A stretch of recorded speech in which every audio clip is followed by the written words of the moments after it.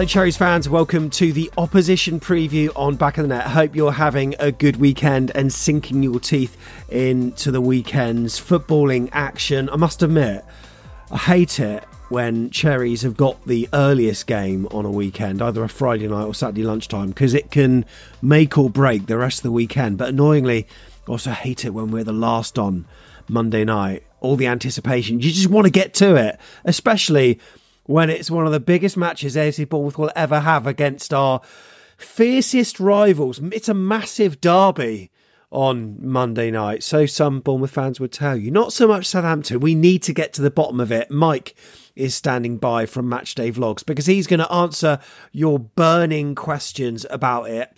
On Friday, Andoni Iraola answered some similarly hot questions from journos at the presser at Vitality Stadium. So we got an update on what was said through Jack Tanner from fc-bcp.com. Iraola said, we had a good first 3 games with good results, and now we come from Chelsea, Liverpool with different performances. We didn't have enough for them, he said. We're doing good things, and now we are looking forward to playing Monday night. Clear that he wasn't overly happy with how the match at Anfield went. In terms of team news, he said, it's difficult as we have 3 days until the game, but everyone is available apart from Tyler Adams. He was asked about the rivalry. He said, I hadn't had a chance to experience it. I suppose the supporters all want to win. I suppose you're right, Andoni. A derby is always a game that everyone wants to win. Considering the positions in the standings, it is an important game. He also said that they've been more focused, AFCB, on their own playing style this week and will hope to impose that upon Southampton. So good news in terms of the injuries. We're going to bring in Mike shortly, but before we begin, this is brought to you by Football Prizes. There is, 4 days and a bit left of this latest competition, which is a dual signed shirt, frame signed shirt. This is something you rarely get. Lewis Cook and Ryan Christie. It is the home shirt on the back, and with Football Prizes, all you do is just enter for £3.95. You can actually buy as many tickets as you want. So that's the main prize. But like I say, 14 instant win prizes available as well. The prize closes on the 3rd of October 2024. One of the instant win prizes, by the way, is an Enes Unal signed shirt. There are 225 tickets that were available, and there are not many left, so get on board. And what's the question I always have, is this legit? Is it legit? It is indeed. I met one of the winners at you are outside Anfield. He came up to me and said, yeah, I entered last minute and just thought I'll give it a go, and I won one of the instant win prizes. So yeah, and also I've spoken to Claire as well, who won the first one as well. So and this is a great prize, so why not get on it? It's footballprizes.co.uk. You can find the AFC Bournemouth section, or just click the link in the description below. Yeah, get on that. Absolutely superb. So, massive game. It's live on Sky Sports. Bournemouth could do with the points, but Saints, they could too. So, to talk about it, I've got the one and only Mike from Matchday Vlogs. If you haven't seen it, it is a superb channel. I'm sure we'll talk about it. And Mike, look, this is a hard-hitting, investigative channel with all the tough questions. My first tough question for you: how are you doing? You all right? I'm doing okay. Yeah, I'm doing okay, despite the slightly underwhelming start, perhaps expected start to the season. Yeah, I'm doing very well, thanks. So tell me about Matchday Vlogs then, because that's your YouTube channel. That's how we met each other, albeit via a very interesting William Hill recording up in Manchester that was absolutely bonkers. And what they produced in the end was nothing like what we saw. But you've been doing that, and you were invited along because of Matchday Vlogs. Tell me about your journey then with YouTube. Yeah, well, effectively, I have two worlds, many worlds in my life, one being music, the other being photography and filming, and sport and football primarily. So my deep passion for Southampton Football Club and also filming kind of met like that, and it sort of created the these moments at the games when things are going very well and things are going very, very badly, which made for some interesting content. But, you know, we put out some stuff which is widely received by many people across the world. And I'm sure you have it on your channel as well, who are very grateful for providing a match day experience that they're not able to get. And you're able to sort of, put out there in the wide world, really. So, but yeah, it's kind of grown from there, and certainly going through the COVID times, being able to watch football with people, I think that was a great comfort to have, you know, football media channels being there for each of the respective clubs, and I thought they were, you know, it's a great asset, because what is football without the fans? So here we are. And you seem to have quite a good relationship with the club. You've been invited to do a couple of bits there. I remember seeing a video. It's almost like YouTube algorithm is trying to tell me it's a derby by planting your videos on my YouTube homepage all the time. But I think I saw one with you and Jack doing a first look at the new kit a couple of seasons ago, which was good. And then you were invited to a couple of recent events. You seem to have a good relationship between the vlog and the club, by the sounds of it.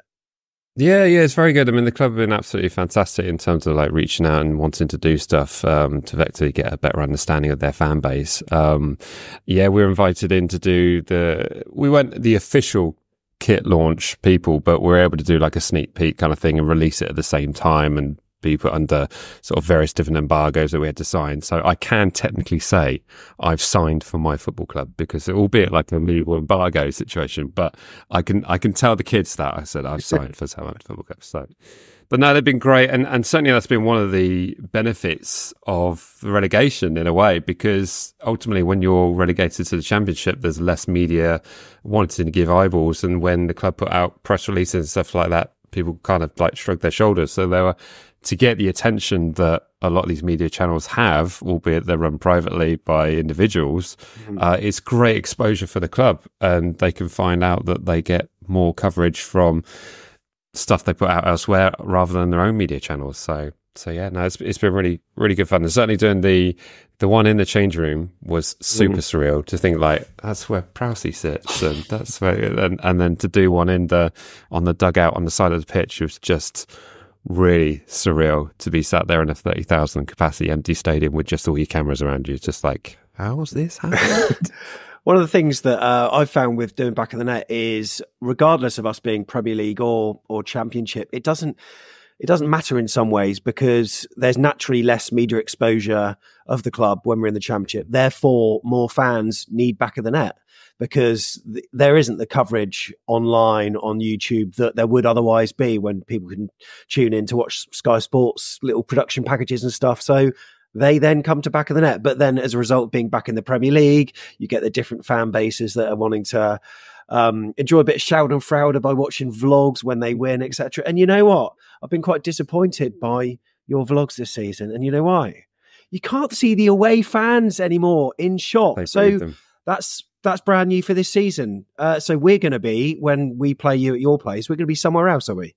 You're gonna be over there. So maybe I have a word with the club to ever get a telephoto Zoom in there, but they tend to frown upon those kind of things. It's going to be weird, and I had very mixed emotions when they kind of moved the away fans, because I enjoyed the back and forth banter, because there's always quite a bit of like, I mean, especially last season when we had Walsall come in the cup, it was absolutely hilarious. I don't think anyone watched the 4-0 win on the pitch. They would just concentrate on the back and forth, which is brilliant. So I do worry, if I'm brutally honest, about the atmosphere. You know, if we scored one goal at home all season, so we've only seen that Northern Red Wall erupt once. It does look fantastic, but we're just a little bit worried, because away fans are always going to think that St Mary's is quiet, because the home fans that really get the singing going are on the furthest away part, which is kind of the idea of what the club were trying to do. But I do worry. But we'll see how it goes.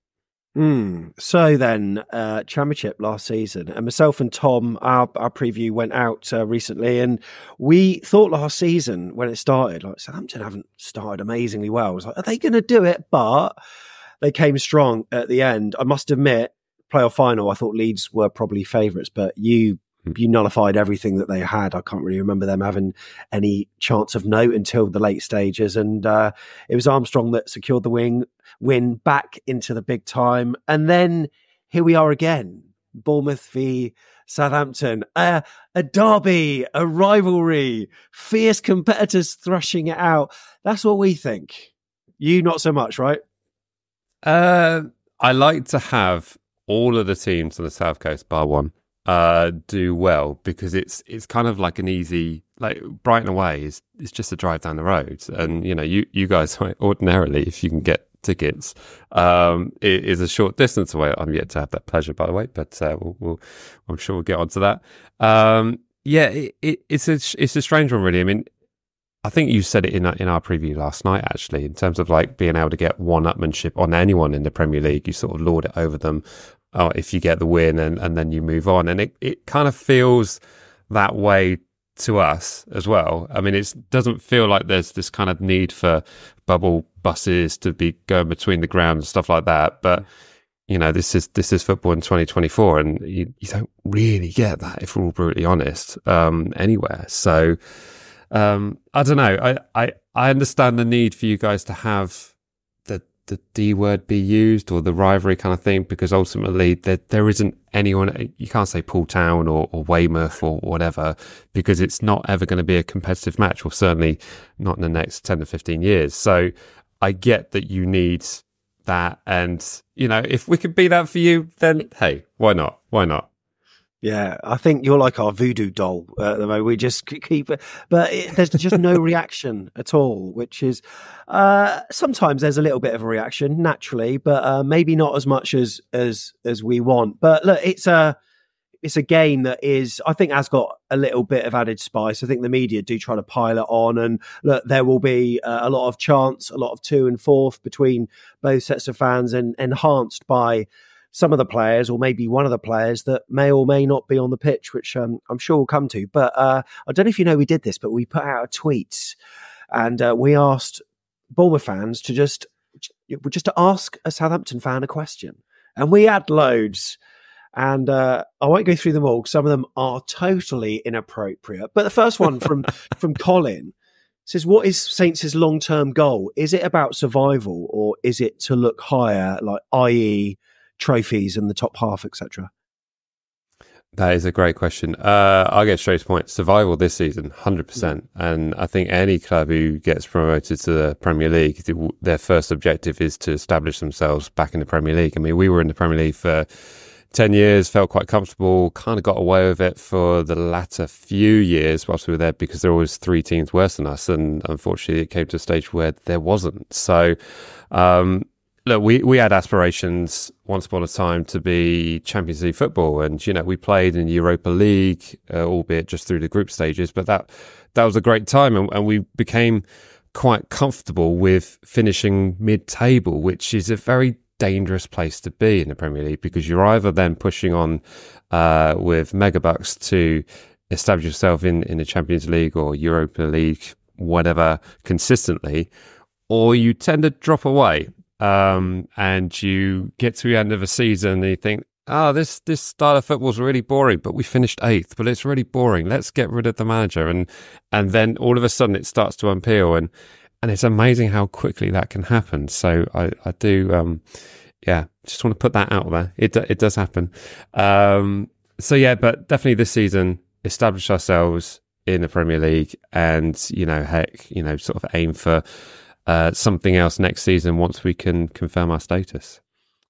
Yeah. No, that sounds good. I think most clubs would adhere to that. Well, certainly the teams in the bottom half of the league, because I think most teams are looking over their shoulder to some extent. Now, of course, the story with AFC Bournemouth. That we went into financial troubles on more than one occasion, and Saints even helped us out. Indeed, they put money in buckets. And Robbie asks, how much did you personally put in a bucket? I've got the receipt somewhere here. Let me see if I can dig it out for you. But I'll confess, I wasn't there when the buckets were being handed around at that particular occasion. So I must confess. So if you need me to put an IOU when you come to St Mary's, then do let me know. It's fine. I'm sure I'll help you with your £40 million strikers and stuff like that. That's the thing. That's where things have changed sort of so rapidly. I mean, I alluded to it on our preview on your show as well about how much we've actually played each other recently. We've played each other 16 times in the space of the last 14 years. That's more than one game a season. Whereas with Pompey, that many games, you're looking back at 1975, which is one game every 3 seasons. But there's an intensity there, and there always has been. And your team have helped us out, not only that, with friendlies as well, where we managed to make some money in pre-season that helped to, buy players or pay the players, sort of back in the 90s. So it feels like for this generation, at least, and maybe the next that sort of clings on to the memories of that there's no chance that Bournemouth could even rival Portsmouth as being your rivals. But do you think there's any chance that it might sort of get a bit closer over time, or do you think these messages are going to be passed on through the families that it doesn't matter where Bournemouth are, Saints are never going to care? Yeah, I think there's going to be a bit of both, if I'm honest. I mean, ultimately, if Portsmouth don't ever get to a stage where they're in the same league as us, then gradually the fans of today will only really know about Portsmouth because they're the team that we sing about, getting your father's gun and doing all kinds of things. So that's the only thing that they're going to have recollection of. But it's only natural that you kind of want teams that you're rivals, Derby with, to be competing in the same league. I mean, how many times has Leeds played Barnsley? I mean, that might change soon. I don't know. But you want to be sort of competing alongside, and as you rightly pointed out, and I put out a TikTok about an hour ago, and it's already got 10,000 views on the point you made about you played each other 16 times. If you go back for Portsmouth, it's 1975. So that's a good point. I have to say, it's a good point. But will you ever rustle the feathers of the diehard Saints fans? I mean, look, is it ever going to be any more so than our rivalry with Brighton? Is it ever going to be more so? Those are the kind of things you have to think about. But geographically, you have a point. So what I'm saying, I'm not saying it is. I said you might have a case. Saints are in Saints are in a sort of no-lose position in terms of a fan. Like mentally, you're always going to have the upper hand because you can say you don't care. If you win the game, you can lord it up over us, and because you've beaten us. If you don't win, you can say, well, I didn't care anyway. It doesn't matter. It's just like, it's really frustrating. But then I suppose you can also work it another way for Bournemouth fans to also be in a no-lose position. It is football's weirdest rivalry. I think that's one of the last titles we had on a YouTube video. But look, let's talk about what's happening on the pitch. And if you could have any Bournemouth player at Southampton, is there anyone that you'd quite like in a red and white shirt? Apart from, David Brooks, who you've had, apart from Aaron Ramsdale, who you've now got, who would you quite like? Let me see. I quite like Semenyo. Yeah. I think I thought you'd say him. For someone to be, because he plays on the right, doesn't he? Does he play on the left as well? Can he? He has done, but primarily on the right. You're right. Yeah. I think that'd be one particular one that stood out for me. I mean, we did look at the lineups last night, but I'll be perfectly honest with you, I haven't delved too deep into the tactics and of that at Bournemouth and stuff like that. But I do know that you move it pretty quickly around the pitch, and it's quite fast, productive play. So a little bit jealous about that. But Semenyo, if I had to pick one. Yeah. Not the most expensive goalkeeper in the Premier League. Wow, that's good. Yeah, I know. That is crazy for little old Bournemouth to be in that situation. And like you say, with that £40 million signing as well, it's crazy. Dorset Dave, why do you insist you're on the south coast when you're clearly on a river up north? There's another one about playing the guitar with webbed fingers. Oh, Bournemouth fans are being absolutely horrible. But let's talk about football. Let's keep it football because there are a few people trying to get some bites here. Obviously, it's not been a brilliant start for you. I mean, you thought you had the game in the bag against Ipswich, but for conceding a late goal, it's not really been as you want it so far.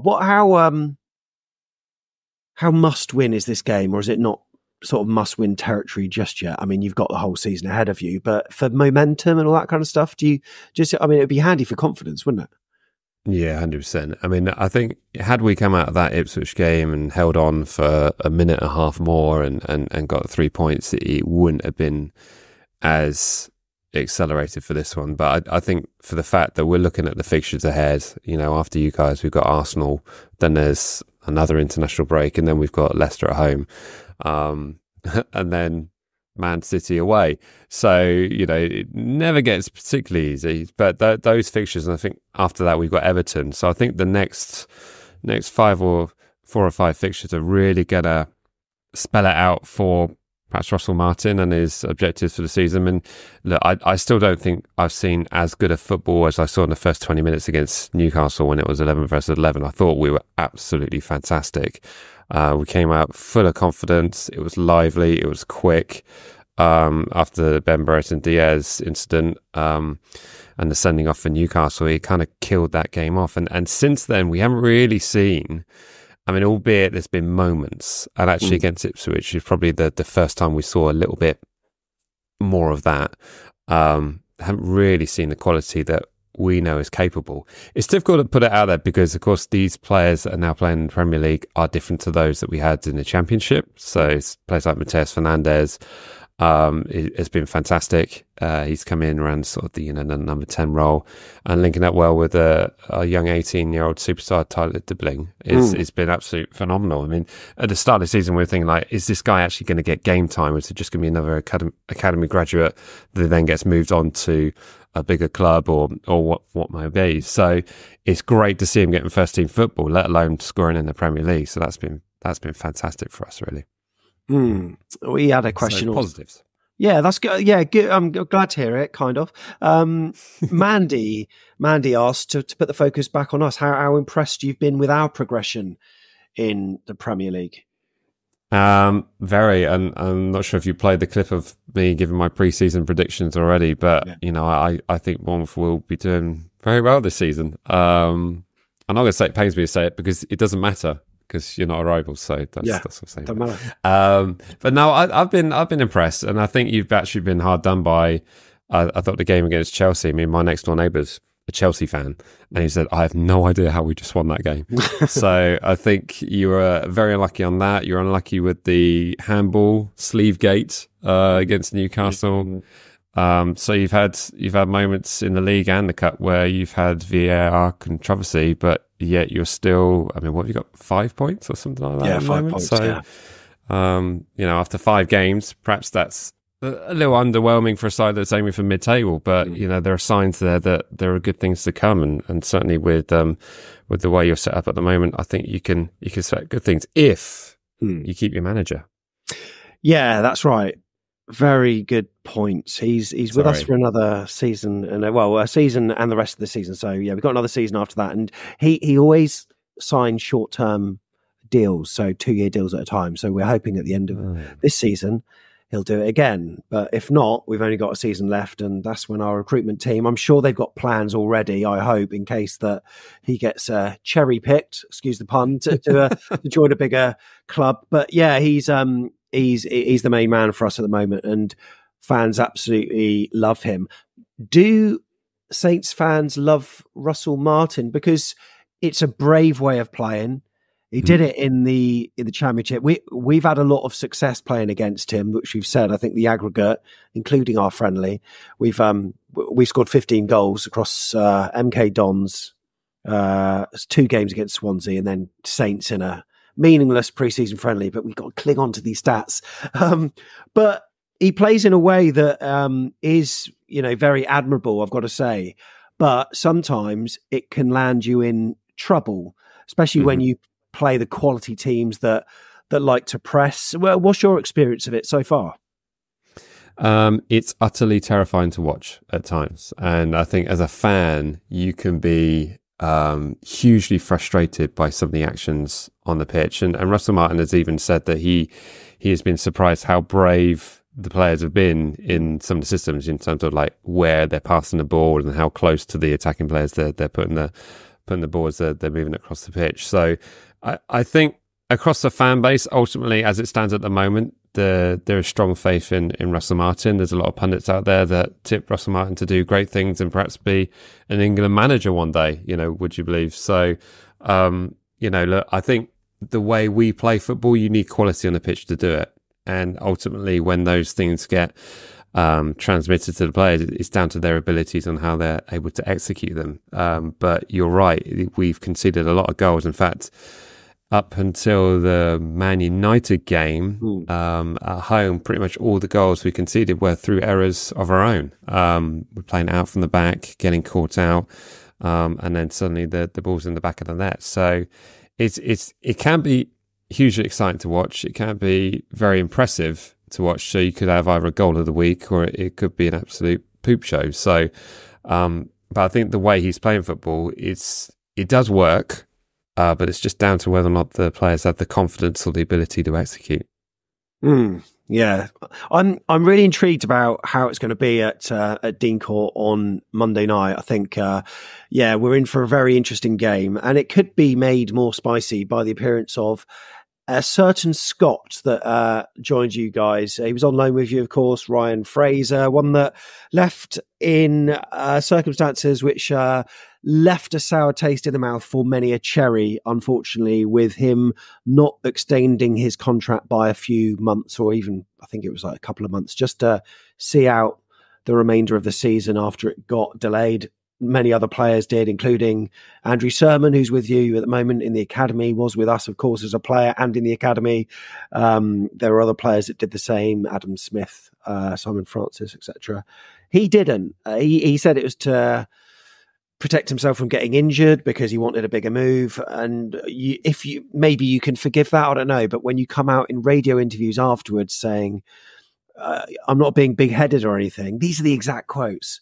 But if I'd have played, we'd have probably stayed up. That's mad. But look, he went to Newcastle and now he's at Southampton. Do you think he'll play? It depends on how well Ben Brereton Diaz is doing. Right. The fact that he was even featured in the starting 11 was a bit of a surprise to many against Ipswich, because that's effectively where Brereton Diaz has been set up to play, and that's the player that we spent big money on. Well, big money, reasonable amount of money to get in the door. So the fact that we've got Wee Man coming in and starting ahead of him should be a bit of a wake-up call. So it's possible. It's possible. I mean, it could be maybe something that could be a bit of a psychological thing. I know Ryan Fraser has struggled with sort of anxiety before games and things like that have meant he didn't start certain games. But I guess it's just down to whether or not Ben Brereton Diaz would be fit enough to play, or up to speed enough to play. But it's kind of fun. Well, not fun to hear of your gripes with Ryan Fraser, but I do think whether or not you have the same anger against the goal line technology that failed with that Sheffield United Aston Villa game. So is it more than that, or because that arguably might be more of a reason why you didn't stay up? Maybe if you're looking for someone to focus on, then Ryan Fraser's our man. But look, I can see what he was saying with the injury thing, but then it's just the quotes afterwards. It didn't come across very well. And look, I think that don't get me wrong. We're not going to be all like Galatasaray, welcome to hell, as soon as he gets off the team pushed with red flares everywhere. Oh, it'd be funny if you did. Yeah. It'd be so funny because it would look even more desperate. You go, oh, look at them trying to force a rivalry. However, he will get a little bit of grief, and I say a little bit, maybe optimistically, there'll be a lot of it. There'll be a lot of grief. But I'm looking for. But then sometimes that fuels the player. And maybe we don't want to be giving him too much grief if it fires him up and he sends in a worldie of a cross that's then nodded in front of the North Stand. That's not what we want. Your record at Dean Court's actually pretty good. It's interesting, really. Like, we've both, when we've been sort of meeting each other in the Premier League, we've both seemingly been better at each other's location. We have beat you at home once, but other than that, our 2 wins have come away. I think you've beaten us, obviously a number of times over the years at Dean Court as well. How are you expecting this one to go. Oh, you look, you're going to have your Saints tinted spectacles on, of course, but what are you thinking score-wise? Literally rose-tinted spectacles. Hampshire rose-tinted spectacles. I think it's going to be quite a tentative start. I don't think, look, you don't want to lose any game, but I think particularly the players are going to want to get some points on the board as quickly as possible. Because they know what's coming up next. It's Arsenal away, so they'll be looking at this one, and no disrespect to yourselves, but they'll have to look at this as a winnable tie, whether it's down to past records at clubs. I do think that's a mad stat though, because it's always like it's completely different players, completely different managerial setups, but somehow it's still relevant. But anyway, but yeah, they'll be looking at this and be saying, this should be something we can get something from. And but I do see it being quite a nervy affair. It's almost like you guys don't really have anything to lose apart from potential, bragging rights for a short period of time or whatever it may be.